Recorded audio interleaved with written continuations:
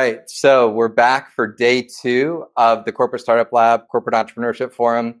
It is a real honor to have John Santelli kick us off today. John is the United Healthcare Group CIO, as well as the EVP at Optum, and has really had a storied career as a business and IT leader. In addition to all the different things he does there, he's also on the board of the Optum Startup Studio, which you've heard a little bit about and we'll hear a little bit more about when Paul Nielsen is on a panel this afternoon on CVC and corporate venture. John, I thought maybe a good place to get started would be everybody's life has kind of been turned upside down the last 8 months, but healthcare is certainly a particularly profound area that's been impacted. In your view, how is the industry coping with the massive business disruptions and upheavals triggered by COVID-19? Hey, Sean. Well, thanks. Thanks for having me first off, and thank you all of you to join. Looking forward to this discussion. And Sean, I think you asked probably the most relevant question. Yes, it's turned our life upside down, and it also has turned healthcare upside down. If you think about utilization, people who need services, whether it's wellness, prevention, or you're in therapy, people are afraid to go. Utilization is at record lows. In my 35-year career, I've never seen anything like it. And so you have a complete imbalance of the healthcare system where payers are over collecting premiums and utilization is extremely down. And you have care delivery folks that are trying to figure out how to, move to other means of care delivery at home, telemedicine, home visits even. It's been probably the most significant event I've ever seen in healthcare and has disrupted the model, the traditional in-waiting room model massively. There's been some good things that have come out of it too. We'll make some lemonade here. I mean, telemedicine finally has a trigger event. I've been working on telemedicine for a dozen years now, and we just could never get it mainstreamed. And the old model of waiting in the waiting room, that's just the way healthcare works. And I think with COVID, it has really created a massive surge of people moving towards telemedicine and trying to figure out these alternatives of care. In fact, you think about the elderly, the medical devices are just exploding. And you're going to have over time, if not already in some cases for certain diseases, the ability to kind of extend your ward, your clinic kind of virtually into the homes of people with these devices and manage your populations very differently. I also would tell you, I think it's triggered on the positive side, not all is gloom and doom, is the sharing of data. Trying to track this beast, trying to predict where it's going to go, you need data. And so I've seen a massive amount of collaboration occur in the industry. And, I've been on this bandwagon for a couple of decades on how to become interoperable in healthcare. And it's been nice to see how all of a sudden all these barriers and legal issues get dropped and we figure out how to share data so we can track this COVID disease as well as start to predict it, which CMU and some of the work that we're doing is helping us put together, I think, one of the best predictive models for COVID on the planet. So it's kind of strange, I tell you, probably the worst I've seen in healthcare, and I think it's going to take the industry years to recover. This is not going to be like, we're back to normal utilization at the end of the year or when we get a vaccine. I don't think this is just one man's personal view who've been in healthcare for a long time. You only have so much capacity of care delivery resources. And so there's only so much care you can actually deliver. And people are still afraid to come in. So I think you're going to find people who missed early screening, the whole prevention around cancers. I mean, all of that is at high risk. And you could see kind of an imbalance over the next year, maybe 18 months, 2 years. It's hard to say, but you're going to see an imbalance where there's going to be an overutilization wave of care coming. But at the same time, hopefully sharing data, doing virtual, doing at home with devices, we start to break through the old model of you have to be in the clinic to get care and start to help those capacity issues. That's fantastic. And I want to get to the data sharing, but let's first look at telemedicine. Just quickly before we get to that, though, the collaboration you mentioned, we're really proud of it at Carnegie Mellon and appreciate your guys' support on that. For people who may be listening and not familiar with that, that's the work that Optum, a number of other companies, and Professor Roni Rosenfeld at the Machine Learning Department have been working on, which you can see on the CMU website under the COVID cast URL. So we'll post that into the chat for people who want to check that out. But it is a very interesting predictive model. And I know a lot of the folks at Optum are part of what's made that happen, which we certainly appreciate at CMU. You talked about the telemedicine piece of this. And like you said, it's been like right around the corner forever. I feel like every year people tell me like next year is going to be the year for telemedicine. It kind of was like AI for a long time. AI was right around the corner until all of a sudden it kind of became real and then entered homes. I saw one hospital in Boston went from 30 televisits to 8,000 televisits during this crisis. As a healthcare leader, how do you think about juggling this vortex of challenge, technology, and opportunity? So just a couple of maybe context setting things. You're spot on. We're seeing what was once single digit telemedicine visits in a day to thousands, if not tens of thousands. And I know in the case of Optum Care, for example, they've done over 100,000. And I think that's terrific. Part of the challenges historically has been how do you pay for virtual care? What is actually reimbursable? COVID kind of the trigger event here that said, whatever care you can deliver, we're going to reimburse, And so for right now, the physicians obviously are attracted to that vehicle because they can do it safely. They can deliver care safely. It's actually, you'd be amazed at how many procedures and diagnoses you actually can do, especially with devices. And over time, those are just continually to evolve and become cheaper and more available at home. But, generally it's been a reimbursement challenge. Yep. And the decades of the healthcare system organizing around an in-waiting room model. If you think about, before there was risk-based care, everybody was, you call your doctor, you get into the waiting room, and all of the scheduling processes, all the reimbursements are all around kind of this traditional old in-waiting room process. And I think some of the challenges for the technology people aren't going to be so much the technology. Mm-hmm. It's going to be looking at the business flow of this very old clinic that is based around scheduling people who show up in the waiting room and changing that model to have, instead of trying to fit telemedicine into the schedule of a physical office, I think the challenges are going to be how do you create on-demand capacity? Or how do you create scheduled capacity that's dedicated to these patients that are going to come in virtually? Because I think trying to shoehorn, and this is what we've been doing for the better part of a decade, is try to shoehorn these telemedicine capabilities into the world and the process of the waiting room model. I think the opportunity for us is to reinvent kind of the whole process altogether. I mean, what do people want? They're used to Uber. Let's get a car on demand. Open table. Let's get a table on demand, right? And everything is interoperable. Scheduling is open. Well, the schedule of a physician's like their firstborn. They protect that like nobody's tomorrow. Sure. So you're going to have to, I think, find parallel methods in which you can invent. This is how we're going to do on-demand capacity. These are the kinds of specialties we'll offer in addition to primary care. Here are some scheduling virtual visits, but imagine the doctor really being more behind a set of operational panels where they can deal with patients as opposed to in a facility, a traditional clinic facility. So I don't think the technology, Sean, is really the big challenge these days. We have we're on it right now. We have great virtual technology and the devices are just amazing and the costs are dropping like a rock. So I think it's going to be mainstream, but I think the physician community is going to have to disrupt itself for it to go all the way, because I don't think shoehorning it into this very old waiting room process is going to be effective. So I think that's really the challenge for us. It's not so much the tech itself.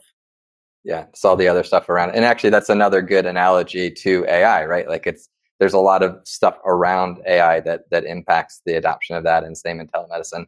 So I'm going to sort of stay playing color commentary, but I'm going to let Bob Evans, who's a close collaborator of the Corporate Startup Lab, had a storied career at Information Week magazine, and then worked for SAP and Oracle, and now has been running Cloud Wars, take over the the interview, Bob, assuming your audio is working.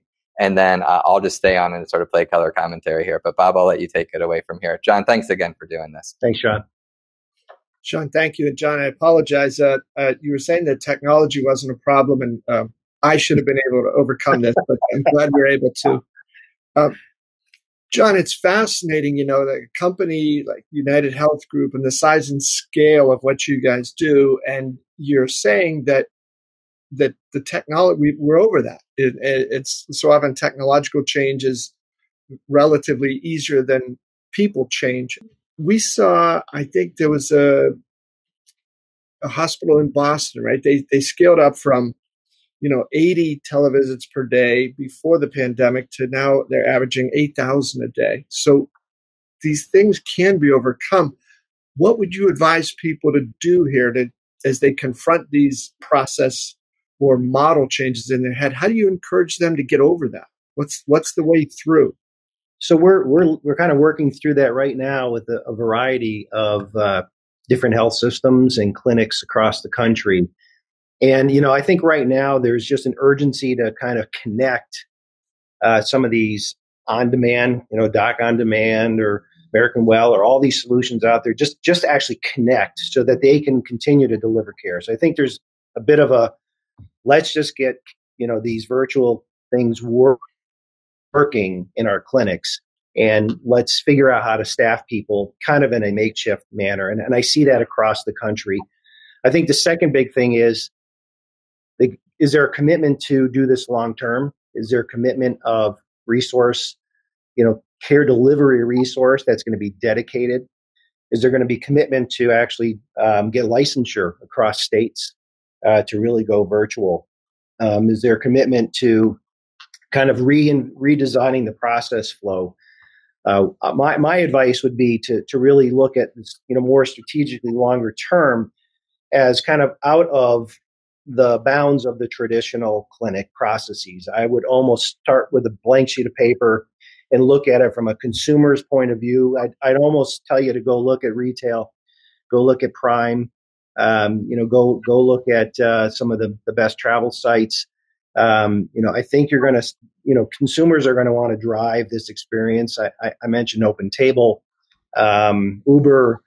I think we should, as the healthcare delivery system, take a lesson out of those industries that have figured out how to become consumer digital and take this opportunity to construct something new like that. That would be my longer term advice once we kind of get past this crisis.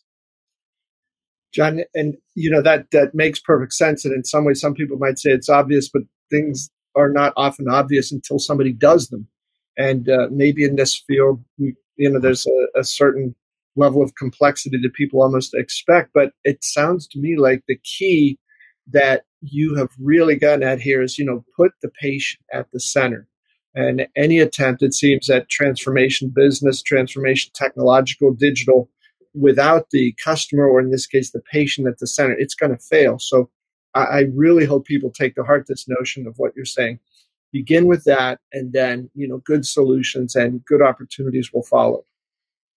Bob, I would just echo and maybe emphasize, healthcare is probably one of the last industries that's a holdout on putting the consumer in the middle. Mm-hmm. I mean, it's awful. I mean, if you think about it, the patient goes to the doctor, and the doctor tries to work with the payer, but typically ends up balance billing or trying to figure out the copay or figure out whether or not they can actually treat you if they're in your network, what your benefits cover. And the physicians really aren't equipped to do that. And then after the fact, you try to reimburse through the payer, and something happens, right? And so you get the poor consumer gets ping-ponged between these batch processes of what's covered, what's paid. I mean, the entire system is batch. And if you think about retail, long time ago, there used to be a cash register. You didn't know who was buying anything, and it was essentially batch, right? So we have a very batch world that, unfortunately, the consumer gets stuck between the bad processes and the latency issues that exist within that system. So the opportunity, to create something new that is digital, that is more retail-esque, and the ability to put that consumer first and make reimbursement just be behind the scenes, I think is a wonderful opportunity that we should jump on. Well, John, I'm sorry. I was just sort of smiling a little bit, almost in, begrudging agreement with you there about the process. And it isn't that there's any problem. The healthcare professionals are remarkable, and they're so eager to try to deliver this fantastic experiences that we all have become accustomed to. Right? You talk about open table. You can go get something to eat. They changed the taxi business. From looking like you're getting picked up in a squad car where you're separated from the driver by a big plexiglass shield. Geez, in healthcare, we ought to be able to do better. So I hope people will take to heart some of that great advice you're offering. John, I wanted to say, too, about that thing, a related issue, right? If you can get the customer at the center and then couple that up with this movement of data and data sharing, you've written sort of passionately about this before. How do you think is that taking hold in the business? Do you have some optimism around that? Great question, Bob. Thank you. I do. I think actually COVID in many ways. I was talking before you joined. There's a lot of challenge with COVID and bad things that are happening, but it has been a trigger event for some good things, for change. And I do think in many ways COVID has unleashed people trying to work together to share data. And I think I mentioned in the opening, some of the work that we're doing with CMU around the COVID platform and being able to not only track but predict where COVID's going to be. And I'm seeing a tremendous amount of sharing of data between the healthcare system where forget the lawyers, forget the I own this IP stuff. Let's just figure out how to help this situation, and let's use data to do it. So I'm really excited that you kind of broke through some of the things, these glass ceilings that have been hard to break through in the past. So there is an accelerator. I would also tell you that I'm very excited about a few other things. One, I don't know if you're familiar with the Cures Act, with the interoperability legislation, the rulings. That's going to, I think, help the consumer greatly, but I think it's also going to, with some of the blocking rules that hopefully will help free data from the EMRs. I think, in the next couple of years, and I see the work underway already to be compliant, is going to open up data like it's never opened before. And I still think a lot of that in a batch mode, so we can share data, asynchronously around patient EMR, labs, claims, pharmaceuticals, what you have. And there will be value in figuring out how to integrate that data, eventually get to machine learning and having better, I call surveillance on high-risk patients, as well as predictive capabilities on a high-risk patient. So I'm very excited that, our first step is, from this COVID, is to start putting data together for patients. And a lot of it may be in batch. HL7, FHIR will come out eventually as the predominant method. But then I get even more excited, which I'd say is kind of maybe the phase beyond this, is really turning healthcare to be real time. And so I mentioned to you, we ping pong the consumer between the payer and the provider. Mm-hmm. And what I'm seeing now is a convergence of real time transaction, particularly around, using FHIR and the API frameworks that CMS has laid out in the Cures Act, interoperability work. And which I think you could start to see is if you can imagine you're sitting with a physician and imagine that your eligibility has been checked real time. Your ID card has already been accepted, the digital version of that, into their system. You did a virtual schedule in order to get in to see the doctor, right? So there's been kind of all these checks.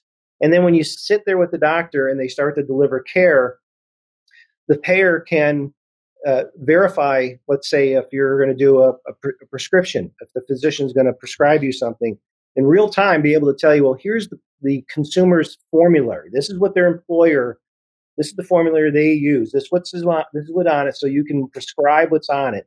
Oh, by the way, here's alternatives, and here's locations where you may have better pricing. All real time, all other patients there with the physician.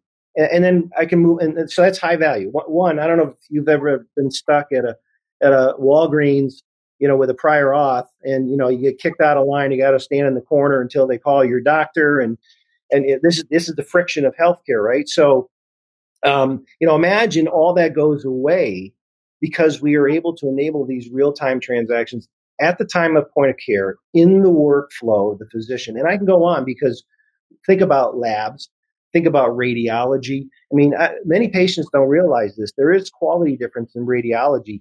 However, sometimes you find the same quality with someone who's 1 mile away. They can do an image for $500 versus 1 mile away the other direction for $2,500. And so payers actually have those insights.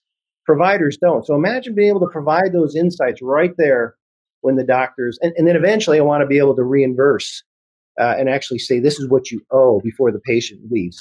That's going to be a little harder. With risk-based systems, we have a shot. But just start to imagine us being able to turn healthcare real time, really integrate these things for the consumer. And by the way, if you do all this, Bob, you start to reduce costs. Because what you're doing is you're steering patients, if they have to be referred, you steer them to someone who's in network, first off, someone who has high quality outcomes for the particular procedure you're looking for.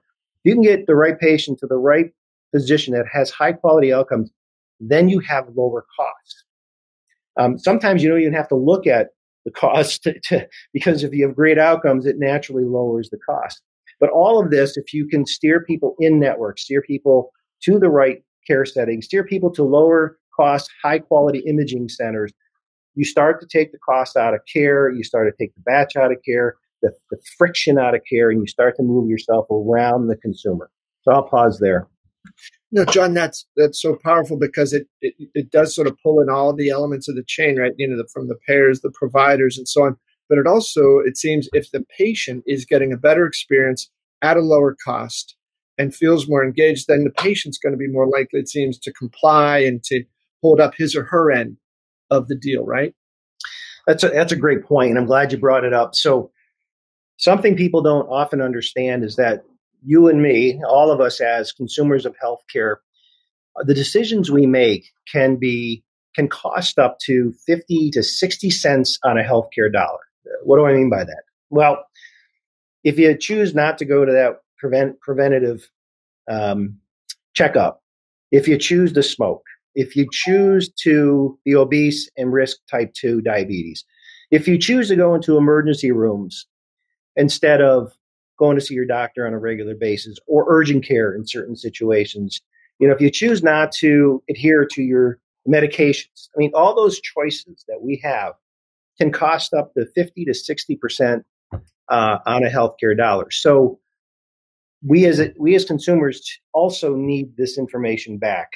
To your point, we're pretty educated about retail. It's amazing how much information is out there about retail. If you want to buy a TV, holy smokes. Well, the amount of information you get about a TV. I mean, I just took a look at 4K recently. I'm like, oh my God, almost too many choices. So where is that in healthcare, right? And so how does the healthcare system actually help consumers actually understand these choices that they're making and the implications of that? And I think that's one of the hardest things actually to do because, you have to realize the populations you serve. Some of them are the poorest of the poor. Some are very uneducated. Some of them don't have phones, smartphones, So, and even so, if you're equipped with that, how do you actually get people to truly engage? Because what happens is people, 10 to 15% of the population is always sick at any given time. So they only really engage when they're sick. So how do you actually get the other 85, 90% to actually engage in a more proactive way? I mean, heck, I know you and I probably spend a lot more time with our financial, websites and learning about, the investments we're going to make in our 401ks. How do we create that same kind of capability that, can attract consumers and help consumers? And I got to tell you that nut's not been cracked. John, that whole notion you brought up, and I think it's so great in the context, Open Table, Uber, some of these other things, the retail experience we have, what you talked about with televisions. Not only do you get so much information about it, but then, the different television makers or sellers are pinging you, hey, I got a deal, come on in. And it seems that the experience that people generally have with healthcare, not everywhere, but a lot of times it's like, how do I get over this? Can I just somehow get to the end of this process and then I don't have to do it for another year? And we want to push it out of our heads. And you're describing here the opposite of that. Create a good experience. You will pull more people in. We'll move from only wanting to engage when we're sick to how do I try to not just get healthy, but stay healthy and move forward like that. Be involved there. And John, I wanted to ask a related point about that, because in some of your writings, you've really spoken passionately about personal relationships. And it seems like all these sort of better futures and better outcomes you're getting towards are going to allow those personal relationships to become a bigger part of this, rather than it being always stranger to stranger in too many cases with healthcare.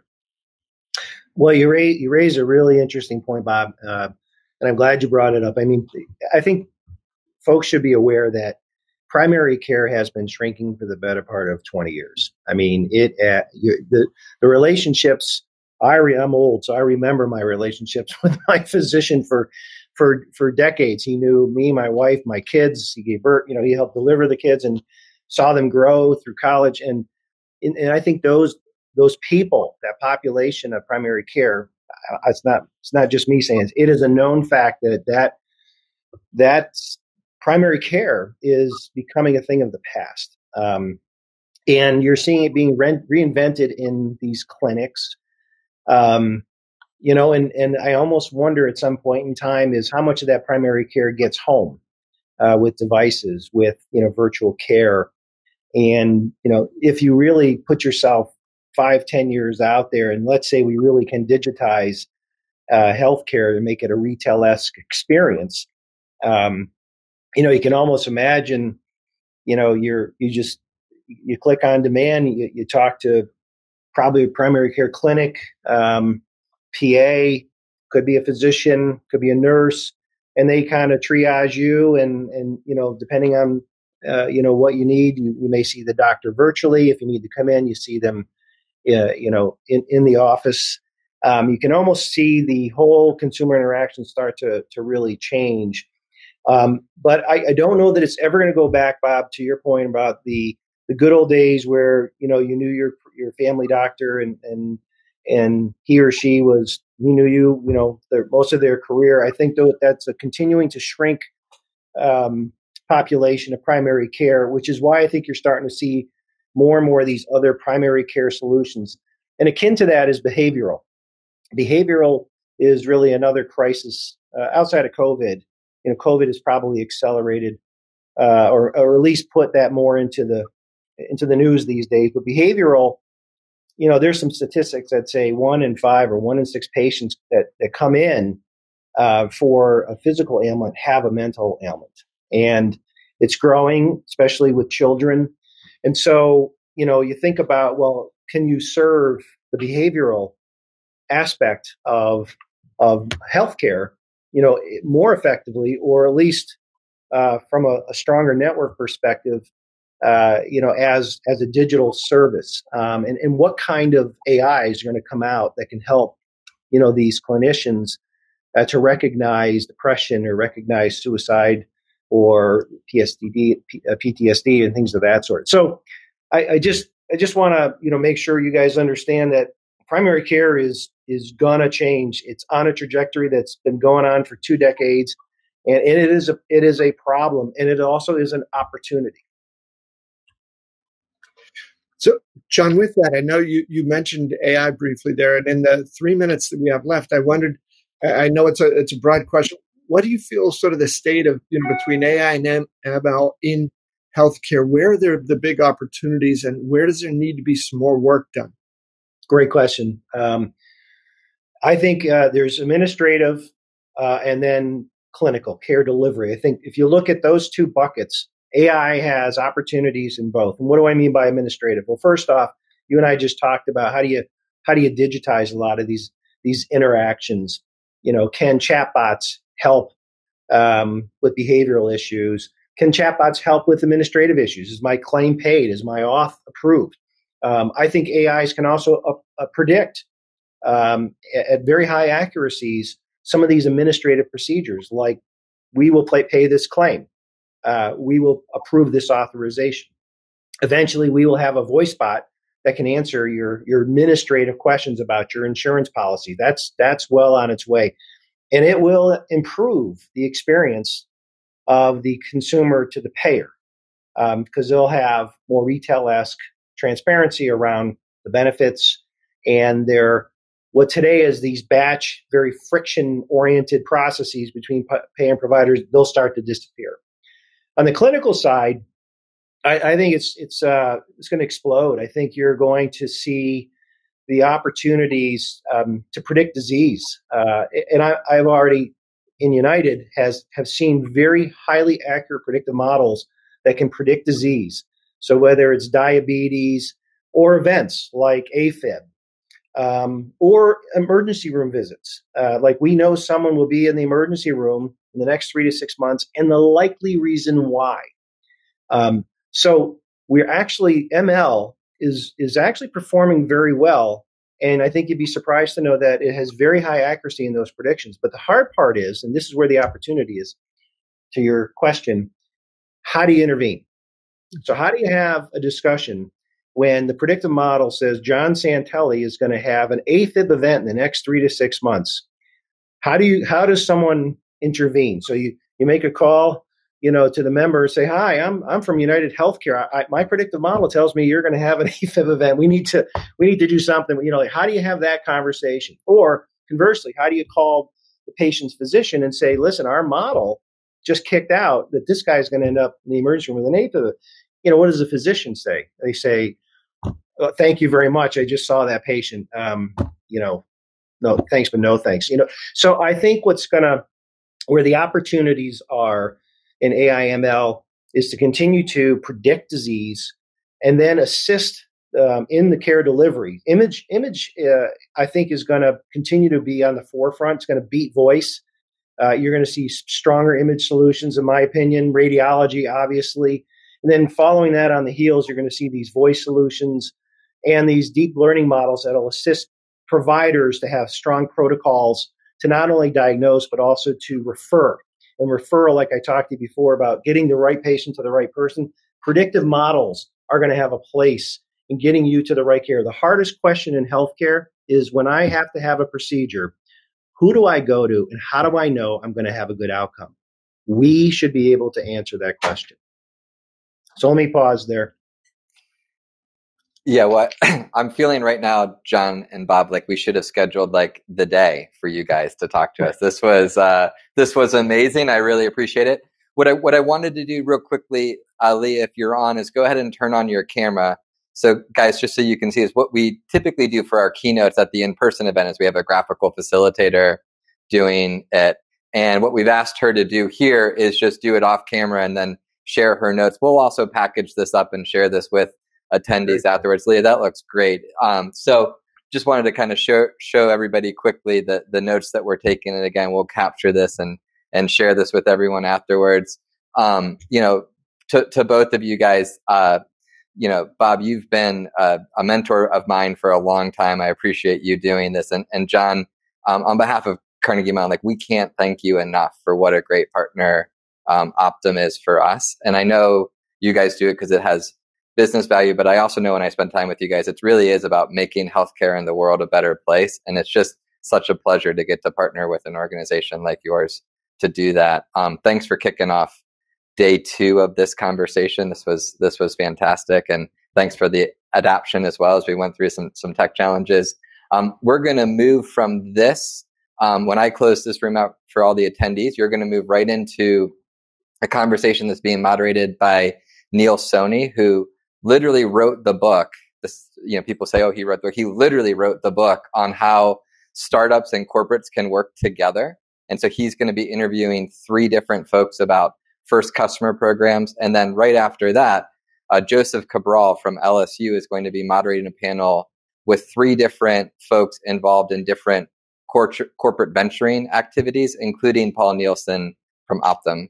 And then I'm going to wrap up the day with 2 back-to-back conversations with Estella Wu and Bill Gauza talking about how these fit into their respective organizations, Bosch and Philips Respironics. So thanks again. I'm going to just close this out, but Bob and John, thank you one more time for your participation today. I really appreciate it. Thanks, guys. Thanks, John. Thanks, Bob.